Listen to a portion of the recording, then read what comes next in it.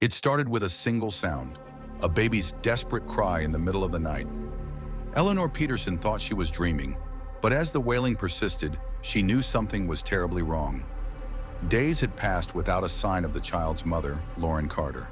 The apartment was silent except for the lonely sobs of a 3-year-old boy left behind.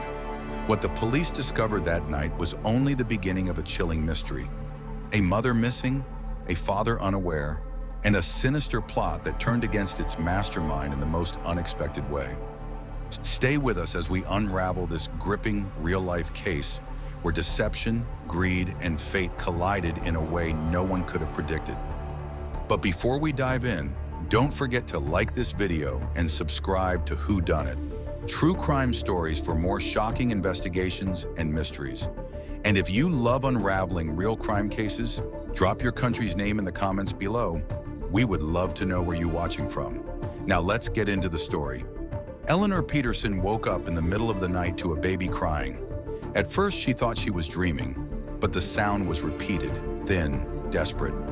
The older woman sat up in bed, fumbled for her glasses on the bedside table, and looked at the clock, 3 hours and 15 minutes. The crying came from behind the wall, from Lauren Carter's apartment. "God, I've left the baby alone again," Eleanor muttered, struggling to get up. She threw on a robe and went out into the hallway, knocking on the next door. Silence. The crying stopped suddenly, but resumed a moment later with renewed vigor. "Lauren!" Eleanor called, knocking more insistently. "Lauren, please open up." There was no answer. She leaned her ear against the door. Other than a baby crying, there was no sound. It was the 4th day she hadn't seen her neighbor, but she'd heard the baby crying. Eleanor hadn't worried at first.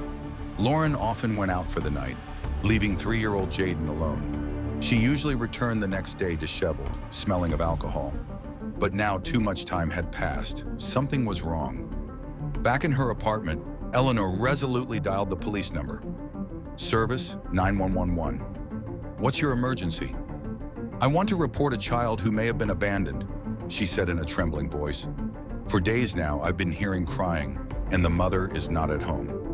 The police arrived 20 minutes later. A stocky patrolman and his partner, a young woman with a short haircut, listened to Eleanor and tried to reach the neighbor. "Police, open the door!" A man pounded on the door with his fist. "Anybody home?"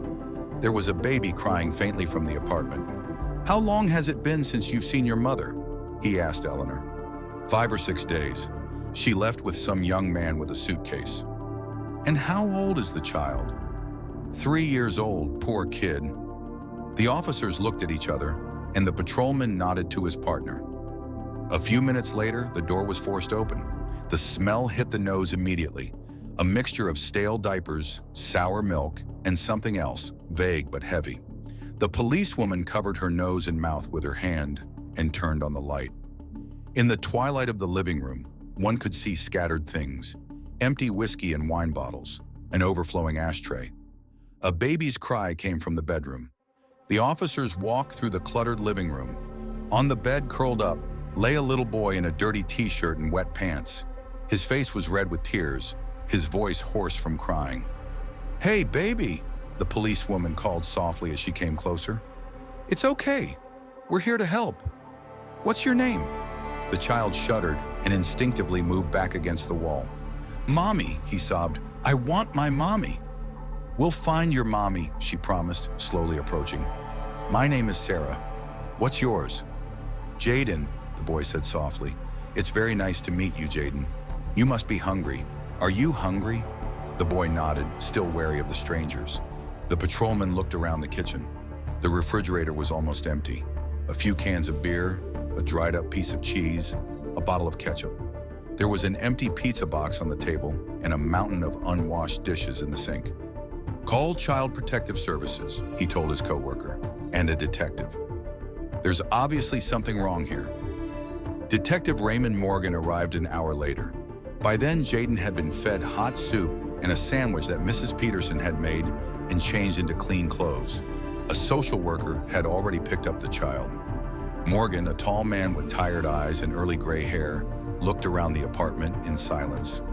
48 years, 20 of them on the police force. He'd seen a lot of dirty houses and dysfunctional families, but every time he'd encountered abandoned children, he'd felt a muffled irritation. "What about the mother?" he asked the patrolman. "Lauren Carter, 35, single mom. According to a neighbor, she left her kid alone a lot. Works at some kind of bar or club." "Did you run a background check?" "2 priors for drug possession, 1 for disorderly conduct. No priors, but clearly a troubled individual." Morgan nodded and began a methodical search of the apartment, wearing latex gloves. He spent nearly an hour going through bills, letters, looking in closets. In a desk drawer, he found a folder with notices from Child Protective Services and unread letters from daycare. In the bedroom under the bed, he found a bag of white powder. "Cocaine," he stated. "I'm not surprised. Wait a minute."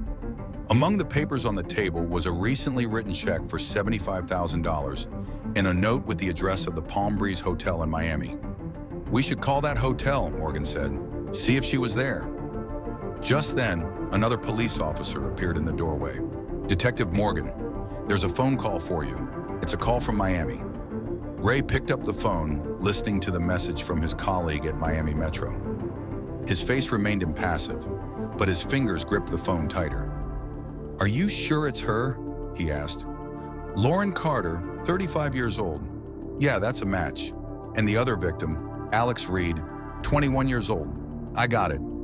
Thanks for the info." He hung up the phone and turned to the patrolman. "Last night, a car went off a cliff on the coastal highway in Miami. The driver lost control on a sharp curve. The car fell 40 feet and caught fire. The 2 fatalities are a woman and a man, preliminarily identified as Lauren Carter and one Alex Reed." "Oh God," the policewoman whispered. "Poor baby." "Check everything again," Morgan ordered. "Collect any documents, photos, anything that might help us contact the family. The kid must have a father, I guess." He walked around the apartment one more time, scrutinizing every detail. In the bathroom, expensive brand cosmetics mixed with empty pill bottles. In the living room, a stack of unpaid bills. On the refrigerator, a magnet with the number of a food delivery service. Among the pictures on the wall, one caught his eye. Lauren, still with her long hair, holding her newborn Jaden. Standing next to her is a tall man with a serious expression. From the date on the photo, it was 3 years ago. Morgan took the picture off the wall and turned it over. On the back it read, "Jaden, Mom and Dad, discharge day." "Find me a father," he told the patrolman. "Start by checking the child's birth certificate." Eleanor Peterson sat on the couch in her apartment, nervously fiddling with her lace handkerchief. Detective Morgan sat in the chair across from her, taking notes on her statement. "Tell me again, when was the last time you saw Miss Carter?" "It was last Thursday around 6 p.m. I was coming back from the store, and she was coming out with a suitcase. She had a young man with her, tall, skinny jeans, and a leather jacket." "Had you seen him before?" "No, although Lauren had been bringing men in a lot the last few weeks. But this one was younger than usual." Morgan jotted down the information in his notebook. "And the baby? Did she say anything about him?" "I asked where she was going with the suitcase. She said she was going to Miami to party with her new boyfriend. I asked about Jaden and she..." Eleanor stammered. "She said she'd be back the next day, that the kid was used to being alone. He's a big boy now," was what she said. "And you didn't inform Child Protective Services?" I should have." Tears appeared in the woman's eyes. "But she always came back, and this time if I'd known..." Morgan shook his head. "Don't blame yourself, Mrs. Peterson. These things happen. You couldn't have known." He asked a few more questions about Lauren, her lifestyle, who else might have been aware of her departure. Then he thanked Eleanor and got up to leave. "Detective," the old woman called out to him, "what's going to happen to the boy?" Morgan stopped in the doorway. "We're looking for his father. If we find him, the kid will probably go to him. If not, he'll go into foster care." "Poor thing," Eleanor sighed. "So young and already an orphan." That evening, Ray Morgan sat at his desk, looking at the photos of the accident, which sent colleagues from Miami. A black sedan, crumpled, charred, lay on the rocks at the base of the cliff. The bodies had already been taken away, but the photos showed traces of blood on the pavement and broken glass. The preliminary report read, "Driver failed to control on a sharp curve. Possible cause is alcohol intoxication, a common occurrence on a coastal highway, especially at night. Tearing himself away from the photos, Morgan reviewed the paperwork he'd collected. Lauren's parents couldn't be found. Both had died several years ago. No other close relatives had been found either, but Jaden's birth certificate contained his father's name, Brian Foster. The address on the paperwork was out of date, but they'd managed to find a new one through the database. Morgan dialed the number. "Brian Foster?" he asked when he heard a man's voice. "Yeah, that's me. Who am I speaking to?" "Detective Raymond Morgan, NYPD. I'm calling about Lauren Carter and your son, Jaden." There was a heavy pause on the other end of the line. Did something happen to Jaden? I could hear the concern in his voice. "Your son is fine, but we have reason to believe that his mother, Lauren Carter, was killed in a car accident." "Oh my God," Brian exhaled. "Jaden? Was he with her?" The boy was left alone in the apartment. He was discovered by the neighbors. "Alone?" Brian's voice shook with anger. "She left him alone? For how long? 6 days, apparently." There was a thud on the other end of the wire, as if a fist had slammed into the wall. "Where is he now, Jaden?" "In the care of social services." "Mr. Foster, we're gonna need to meet. There are formalities to be arranged, and I'll need your help with the investigation." "I'm leaving immediately," Brian said firmly. "I'll be there in 3 hours." Morgan hung up the phone and leaned back in his chair. It had been a long day, and tomorrow he would have to deal with the cause of the car accident that had claimed the life of a mother who had abandoned her child for dubious entertainment. He took another look at the picture of the wrecked car. Something about this story clung to his professional instincts. Something wasn't right here. Brian Foster walked into the social services visitation room, nervously clenching and unclenching his fists, a tall, trim man with a short haircut and attentive eyes. Detective Morgan watched him freeze when he saw his son. Jaden was sitting at a small table, going over colored cubes under the supervision of a social worker. "Jaden," Brian called softly, kneeling down. The boy lifted his head. A second of uncertainty, then his eyes widened with recognition. "Daddy!" He rushed forward, crashing into his father's open arms. Brian hugged his son tightly, burying his face in his hair. His shoulders shook. Morgan turned away, giving them a moment of privacy, and met his eyes with the social worker, a young woman with a kind smile. "They do know each other," she remarked quietly. "Yes, according to the paperwork, Mr. Foster never gave up his parental rights." 15 minutes later, Morgan and Brian were sitting in a small cafe nearby. Jaden remained in the care of the social workers while the paperwork was processed. "How often did you see your son?" the detective asked, stirring his coffee. Brian grinned bitterly. "Once a month by court order. Sometimes Lauren canceled at the last minute. Sometimes she just wouldn't answer the door when I arrived. I filed complaints, but the system protects mothers, even mothers like her. You tried to get custody? 3 years. 3 years of litigation." Brian rubbed his eyes. "I provided evidence of her unfitness, testimony from neighbors, pictures of the apartment, even recordings of her threatening phone calls. But every time she showed up in court with the kid, nicely dressed, new haircut, the perfect mother." He took a sip of coffee, trying to hide the trembling in his hands. "And after the hearing, she'd pick up another child support check and disappear for a week. The kid's either at some random acquaintance's house or," Brian stammered, "or alone. God, if only I'd known." "You couldn't have known," Morgan pointed out. "I should have been more persistent. I believed that the system would work, that justice would be served." He shook his head. "Foolish naivete. Did you know this guy, Alex Reed?" "Never heard of him, but Lauren was always drawn to young, handsome men. Money or no money, it didn't matter, as long as they paid attention." Morgan wrote something down in his notebook. "I'll need to ask you more questions, but right now the most important one is, where were you from January 27th through January 30th? Brian raised a sharp look at him. "Do you suspect me of something, Detective?" "Just a formality," Morgan replied. "In cases like this, we check all close relatives." "I was in Boston for an architectural conference.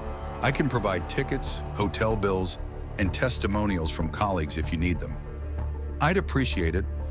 Morgan closed his notebook. What happens now with Jaden? Brian asked.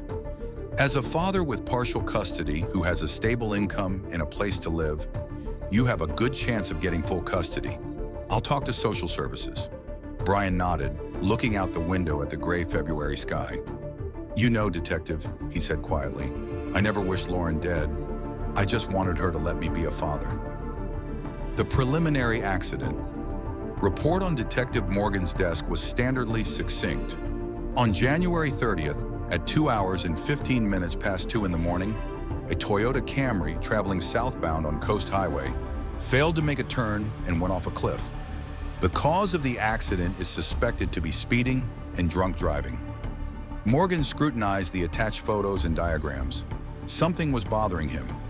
He called the Miami Traffic Police investigator. Detective Morgan, New York. I have a question about the January 30th accident, the Camry off the cliff. Oh, that couple, I remember.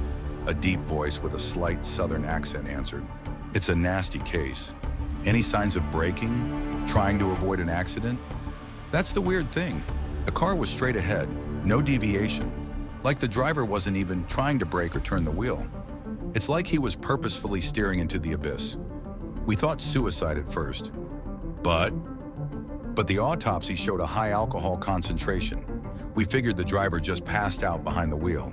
It happens. Were there any unusual details? Morgan asked. Let me see. Oh yeah, we found a bottle of whiskey in the cabin. Expensive, half empty. I'm surprised they brought it with them. There's plenty of bars within 2 miles of there. Morgan thanked his colleague and hung up, tapping his pen thoughtfully on the desk, then dialed another number.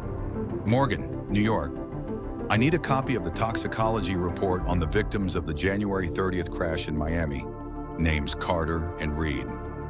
After receiving the facts, the detective scrutinized the results. Lauren Carter, high blood alcohol concentration, traces of cocaine. Alex Reed, alcohol, but not as much as Lauren, and something else. Both had traces of zolpidem, a sleeping pill. Morgan leaned back in his chair, pondering the information. A routine fatal car accident investigation was slowly taking on the characteristics of something more complex. Miami greeted Detective Morgan with a blazing sun and humid heat, even though it was still February on the calendar. The Palm Breeze Hotel, where Lauren and Alex were staying, was a half-hour drive from the airport. A 3-story white building with an ocean view, palm trees at the entrance, and a screaming sign. He was met in the lobby by the local detective, Ramirez, a swarthy Hispanic man with a tired look. Are you sure you want to pursue this case? He asked, shaking Morgan's hand. We did a standard investigation. It's a classic case of drinking, driving, impaired judgment. There are some inconsistencies, Morgan said. I want to check out a couple details. Ramirez shrugged. That's your right. I've made arrangements with the manager. They're waiting for you. The hotel manager, a full man in a pink shirt, was beaming with hospitality, but his smile faded when Morgan showed his badge. A terrible tragedy, he said, shaking his head. We're still in shock. Such a young couple. How long were they in the hotel? January 27th through January 30th. 3 nights, a suite on the 2nd floor. Anything unusual about their behavior? The manager's confused. Well, you know it's a resort hotel. People are acting, relaxed. And yet, there have been a few complaints from neighbors. Noise, loud music, yelling. He lowered his voice. Couple had a big fight last night. Ms. Carter was yelling something about cheating. Did any of the staff have any closer contact with them?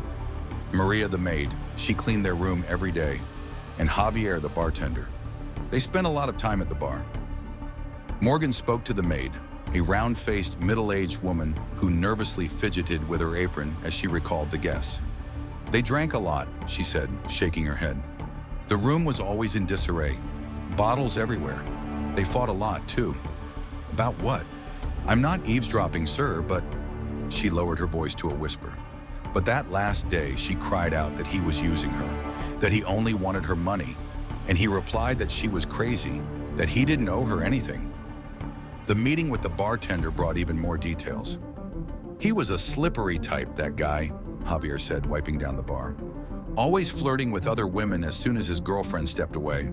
And once I saw him put something in her drink. What? Morgan was worried. I don't know what it was. Some kind of powder. He didn't think I'd notice, but I did. He also asked about financial services, where to cash a check, notaries. Notaries? Yeah. He said they needed something done right away. I gave him Eduardo's contacts. He has an office nearby. Eduardo Gomez, a notary with 30 years of experience, reluctantly let the detective into his office. I don't disclose client information, he said, glaring at Morgan unpleasantly. Mr. Gomez, this is about 2 dead people and possible fraud. I can get a warrant, but it will take time. The notary sighed and adjusted his glasses. Good. Yes, this couple came to see me on January 29th. The woman wanted to take out an insurance policy. Unusually urgent. How much? $1 million. Morgan whistled. And who was named as the beneficiary? Not her child, as you might think. A young man who was with her. Gomez shook his head. I even warned her that it was strange to name a person you had so recently met, but she insisted. Said he was the only one who cared about her. Was she sober? Quite sober, nervous, but sober and sane. I wouldn't have filed the paperwork if I had any doubts. Detective Morgan made one last entry in his notebook and closed it. Thank you for your help, Mr. Gomez. On the drive back to New York, Morgan reviewed the information he had gathered. The image of Alex Reed was becoming increasingly suspicious. Young guy seducing an older woman, insisting on insurance, putting something in her drink. When Morgan arrived at the station, there was a folder waiting with Alex Reed's background check. 21 years old, no steady job, priors for fraud, selling counterfeit concert tickets, defrauding an elderly woman out of a large sum of money. Anything else? Morgan asked the young officer.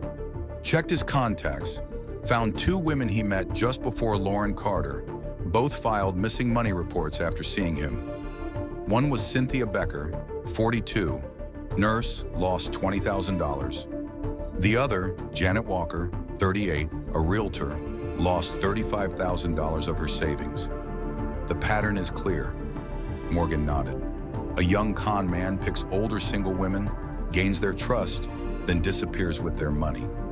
But Lauren Carter was with him when they died, the officer pointed out. Yeah, something went wrong, Morgan said thoughtfully, and I need to find out what it is. At the end of the day, he called Brian Foster. He picked up right away. How's Jaden? The detective asked. He's getting used to it, little by little. The doctor says he'll need time and maybe some therapy. What do you got, detective? Some news. There's some weirdness in the accident. Also, Lauren took out $1 million insurance policy with her new boyfriend, Alex Reed, as the beneficiary. $1 million? Brian sounded amazed. She'd never had that kind of money. It's an insurance policy, Mr. Foster. She didn't pay $1 million. But in the event of her death, the company would pay out that amount. There was a pause. Do you think this guy? Brian began. It's too early to tell, Morgan replied. But we did find out that Alex Reed had a history of scams involving single women. Oh my God, Brian exhaled. So you don't think it was an accident? I think something strange happened. They both had traces of sleeping pills in their blood. The car was traveling in a straight line. No attempt to slow down. They had a big fight in the room before they left. Lauren yelled that he was using her for money. What am I gonna do? Brian's voice was strained. Nothing. Take care of your son. I'll continue to investigate. After the conversation, Morgan sat at his desk for a long time, going over the facts. A picture was emerging before him. Alex, a young con man, had targeted Lauren, a troubled woman with money and a place to live, seduced her, convinced her to take out an insurance policy in his name, probably planned to fake her death or actually kill her. But something went wrong. Morgan opened the folder with the toxicology report. What if the sleeping pills were only meant for Lauren to pass out while driving? But how had it ended up in Alex's system? The bartender said he saw Alex put something in her drink, Morgan recalled. What if they accidentally switched glasses? That hypothesis explained the strange trajectory of the car. If Alex had passed out behind the wheel, the car could have traveled straight until it reached a curve and then simply driven off the cliff. The detective leaned back in his chair, pondering the irony of what had happened. Alex, who had planned to get rid of Lauren for insurance, had become a victim of his own plan. But to prove it, more hard evidence was needed. We need to check the hotel room, talk to other witnesses, look into Alex's financial transactions. Morgan closed the folder and reached for his phone. There was a lot of work to be done. Detective Morgan sat in his office reading the toxicology report sent from the Miami lab. His eyebrows moved as he reread the results a second time. Interesting, he muttered, making notes in his notebook. The data was unusual. Lauren Carter had a high concentration of alcohol and traces of cocaine in her blood. Expected results given her lifestyle. But Alex Reed's blood work was questionable, moderate alcohol content, much lower than Lauren's, and strangest of all, a high dose of zolpidem, a potent sleeping pill. Morgan called the pathologist. Dr. Chen, Detective Morgan from New York. I have a question about the Reed Carter case. Yeah, I remember. What's your question? A tired voice with a slight accent answered. Zolpidem in Reed's blood. How high was the concentration? Very high, enough to cause deep sleep or even unconsciousness. I'm surprised he was even driving. And the woman, did she have any traces of the drug? No, just alcohol and traces of cocaine. Maybe the young man suffered from insomnia. Or someone planned for her to fall asleep at the wheel, Morgan said thoughtfully. Thank you, doctor. He hung up the phone and leaned back in his chair. The picture of the accident was becoming clearer, but more evidence was needed to be sure. The next day, Morgan was back in Miami. He met with Detective Ramirez at a small cafe across from the Palm Breeze Hotel. I need the security footage from the hotel restaurant for January 30th, he said, sipping his coffee. I'm particularly interested in the evening, the last hours before the accident. Ramirez chuckled. Why reopen it? Classic drunk driving, it happens. Not really. Toxicology shows sleeping pills in the driver's blood in a dose capable of causing unconsciousness. That's really weird. Ramirez nodded. Let's go talk to security. The hotel's video archive turned out to be well organized. They quickly found footage from the restaurant for the date in question. The screen showed an overhead view of the room filled with customers. The camera covered most of the tables, including the one where Lauren and Alex were sitting. There they are. Ramirez pointed to a couple in the corner. Lauren Carter, a slender woman with short blonde hair, was wearing a tight black dress. Across from her sat Alex Reed, a young man with dark hair, wearing a white shirt with the collar undone. They were drinking wine and talking animatedly. Morgan watched their movements carefully, rewinding the tape forward. Stop, he said suddenly. Rewind a little bit. Here, watch. On the screen, Alex leaned forward, saying something to Lauren and pointing toward the entrance. When she turned her head, his hand quickly went to her glass.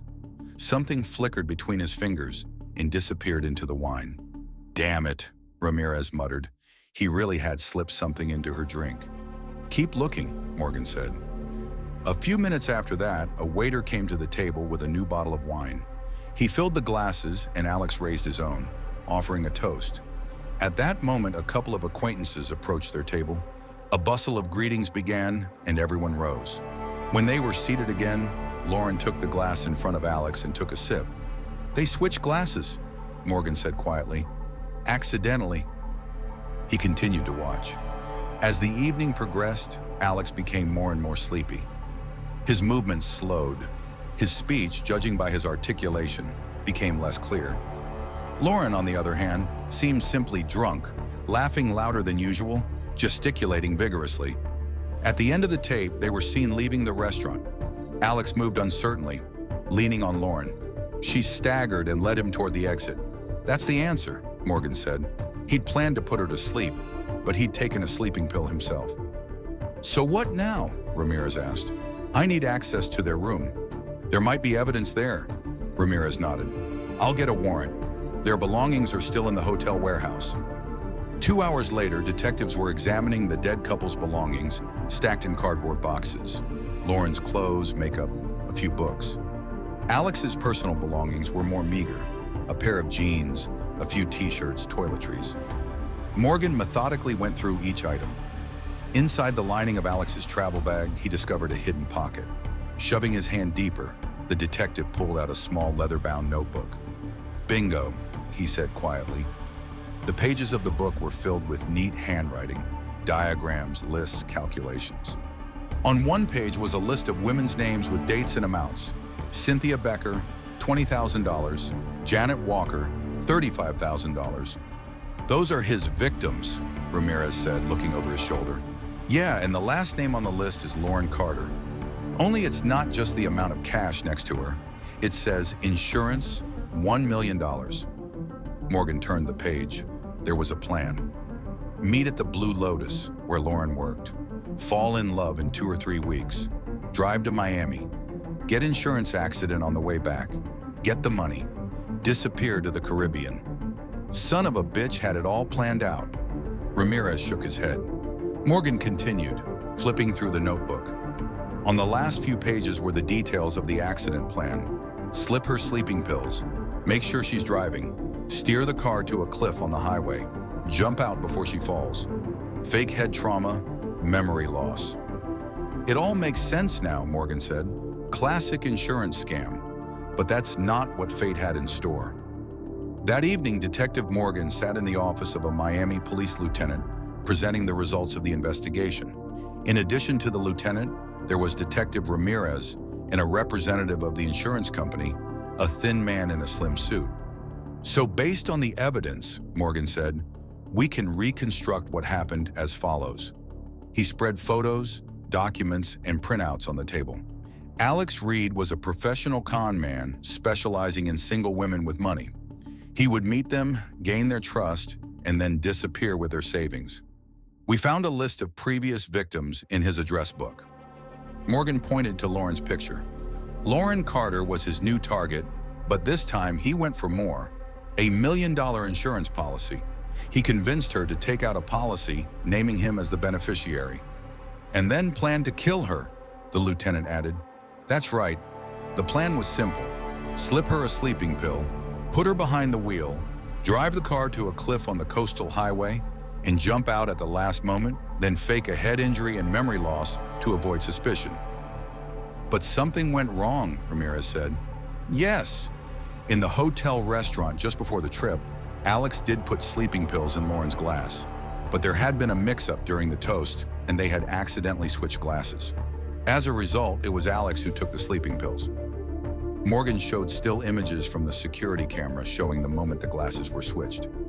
The toxicology report confirms that Alex had a high concentration of sleeping pills in his blood, enough to cause drowsiness and loss of concentration. Apparently, he insisted on driving himself, counting on Lauren falling asleep on the way, but instead, he started to pass out behind the wheel himself. "And lost control on a curve," the lieutenant finished. "Exactly. The car didn't brake or maneuver. It just went off the road and plummeted down a cliff. A classic case of karmic justice. The crook was a victim of his own plan." The insurance company spokesman coughed. "Does this mean that the insurance payment will not be made?" "Naturally," Morgan nodded. "The policy was written as part of a criminal scheme. Besides, the sole beneficiary is dead." "What about the child?" the lieutenant asked. "He could have been compensated." "The child was not named in the policy." The insurance representative shook his head. "Legally, we have no grounds for payment." "Well, that's a matter for the lawyers," Morgan said. "My job was to determine the circumstances of the death, and I think we can close the case." The lieutenant stood up, extending his hand. "Nice work, detective. If it weren't for your persistence, we'd still be looking at this as a simple drunken accident. Sometimes it pays to dig a little deeper." Morgan smiled. "Especially when you're dealing with a motherless child."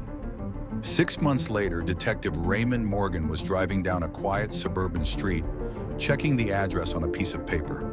It was a warm, sunny day. The late August sun was still bright in the summer, but the air was already reminding him that fall was approaching. Finally, he found the house he wanted, a 2-story house with a white fence and a neatly trimmed lawn. A blue sedan stood in the driveway. Morgan parked the car and went to the front door.